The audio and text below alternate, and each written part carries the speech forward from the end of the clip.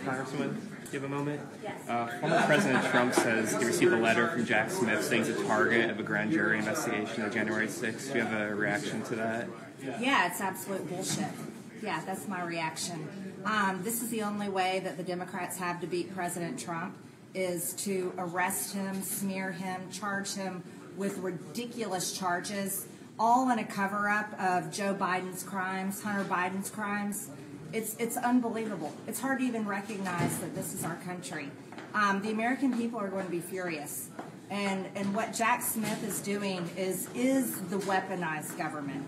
And he's weaponizing the Department of Justice against President Trump in a complete lie about President Trump and January 6th. And it's outrageous. I can't believe our country has to endure this. And I'll be standing with President Trump the entire way. Have you spoken to him since this? I have not spoken with him yet, but I'm sure I'll be talking with him very soon. Given the fact that this is not the first time that he's been the target of one of these investigations, do you find this one to be more serious? Yes, I find it to be more serious because the charges they're looking at bringing against him, they arrested people on January 6th. They held them pre-trial. They never let them out on bail. And is the question that I want to ask Jack Smith, is this the plan? Are they going to arrest President Trump, charge him with phony, fake charges, and then hold him in prison while he is winning the Republican primary, while he's going to win the general election in 2024? Is this where our country is now? Because it's an embarrassment on the world stage.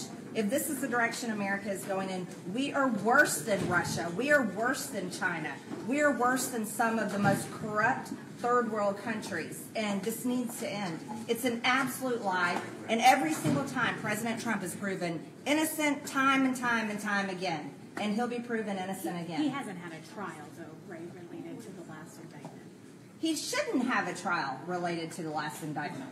This is ridiculous. The document hoax is nothing but a hoax. And now they're going to try to charge him with some kind of seditious conspiracy on January 6th. It's ridiculous. Saying march peacefully, go in peace to the Capitol, how is that seditious conspiracy? It's not.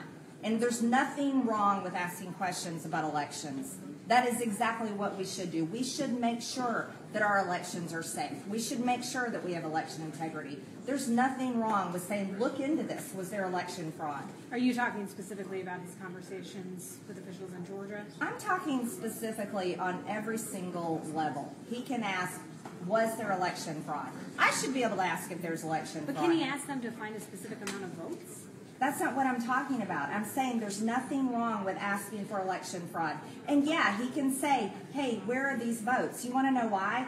My ex-husband still has not heard from the Georgia Secretary of State of why, when he showed up to vote in person in 2020, he was told, I'm sorry, sir, you've already voted by absentee ballot. And he didn't. Then we were called liars. I was called a liar. He was called a liar. Then we had to hire an attorney, do a FOIA request, and prove that, no, he never requested an absentee ballot. He never sent in an absentee ballot.